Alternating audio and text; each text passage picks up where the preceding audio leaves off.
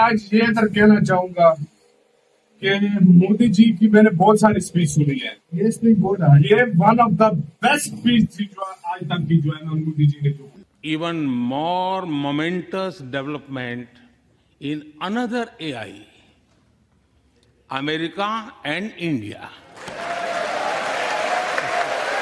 देखें, मैं खुद तो मोदी जी से नहीं मिला, लेकिन मेरे कई दोस्त जो हैं, बहुत जो करीबी दोस्त जो सुबह शाम जिनके साथ इकट्ठा होता हूँ, वो वहां मिलने गए थे। और हमारे जो एम्बेसडर साहब हैं, तरनजीत संधू साहब हैं, जो वो आज उन्होंने बड़े अच्छे रंग की पगड़ी पहनी हुई थी, व्हाइट हाउस में खड़े थे।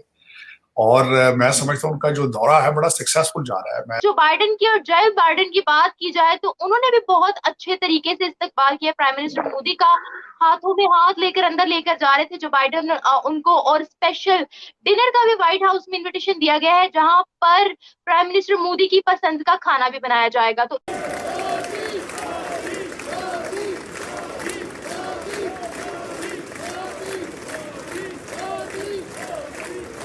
अफ्रीका का जिक्र भी कर दिया, अफ्रीका की वो बात करके ना मैं कहता हूँ पूरे अफ्रीका को अपनी तरफ G20 के बारे में जब बोला पूरे अफ्रीका को भारत ने अपनी तरफ कर दिया। मैं कहता हूँ वन ऑफ द बेस्ट जिसको कहते हैं ना आज तक की स्पीच थी। इनमें काफी चीजों, देखो अपनी टाइज का बताया कि अमेरिका का कैसे अभी रिलेशन खाने वगैरह का बताया, फिर उन्होंने अपने खाने का बताया, फिर उन्होंने ये बताया कि कैसे आज हम इतने बड़ा डिफेंस पार्टनर बन गए भारत का यूएस। फिर उन्होंने और बताया कि उन्होंने ये भी बताया पीछे बैठी है तो कमला हैरिस उधर, और ये पावर बताता है कि ये एक पावरफुल मैं कहता हूँ सुपर पावर देश का एक वो आज बड़े मैं कहूंगा आज बड़े बड़े देशों के लीडर वो क्या कहते हैं जल रहे हो आज वो जान रहे होंगे कि यार आज जो काम मोदी जी ने कर वो कोई नहीं कर सकता। सही बात है। सैल्यूट है आप लोग ऐसा पीएम बने, ऐसे कंट्री में तुम लोग पैदा हुए, वो जितना गर्व कर सकते हो करो। कहा जाता है हमारे ईस्ट की, भारत की, ये हमारे एक हमारा एक खसूसी चीज है, उसको इंट्रोड्यूस कराना, पूरी दुनिया को दिखाना बहुत बड़ा आनर है मेरे ख्याल में।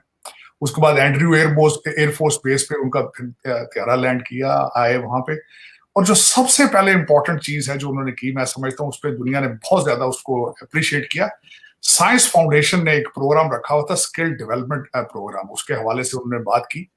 उसमें स्पीच में उन्होंने खासकर एक लफ्ज इस्तेमाल किया है कि पाइपलाइन ऑफ टैलेंट, कि हम टैलेंट प्रोवाइड करेंगे अमेरिका को, और इस वक्त जो भारत है उसमें जो नई जनरेशन की यूथ पॉपुलेशन है वो बहुत ज्यादा है।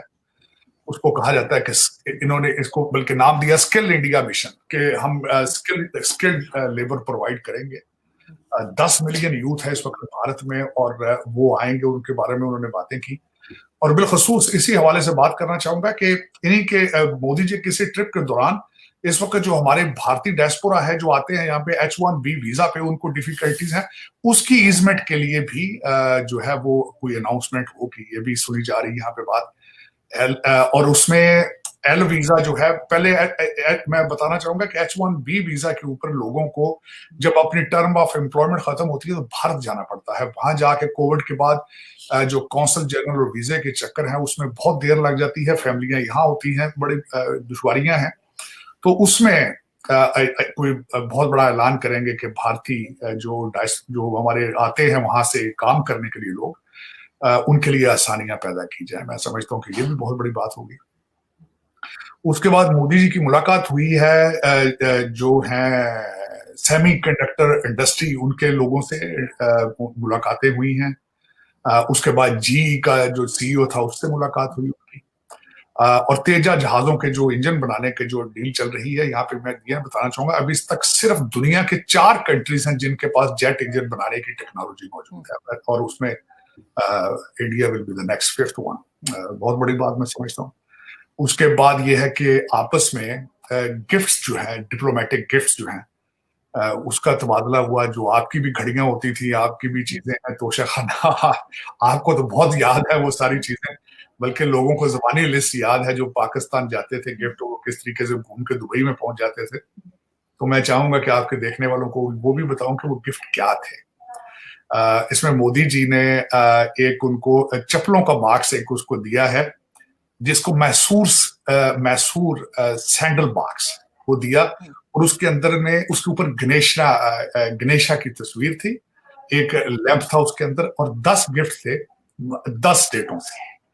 और खासकर वो जो मैसूर सैंडल बॉक्स दिया, उसकी खसूसियत यह थी कि 80 साल और 8 महीने की जब एज किसी की हो जाती है तो उसकी बड़ी एक सिग्निफिकेंस होती है, सुना उस हवाले से ये गिफ्ट दिए उन्होंने। एक 7.5 कैरेट का लैब ग्रोन कैरेट का जो डायमंड है वो मिसेस फर्स्ट लेडी को दिया गया।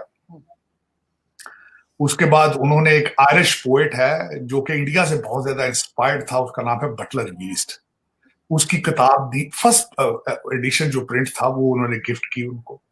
फिर जाहिर है दूसरी तरफ से भी रेसिप्रोकल बेसिस पे गिफ्ट होने थे, तो वो हमारे जो बाइडेन साहब ने भी विंटेज कैमरा दिया, एक कोडेक का कैमरा दिया उनको, एक अपने जमाने का जब बचपन में जिसके कैमरे से खेलते होंगे वही दे दिया उन्होंने।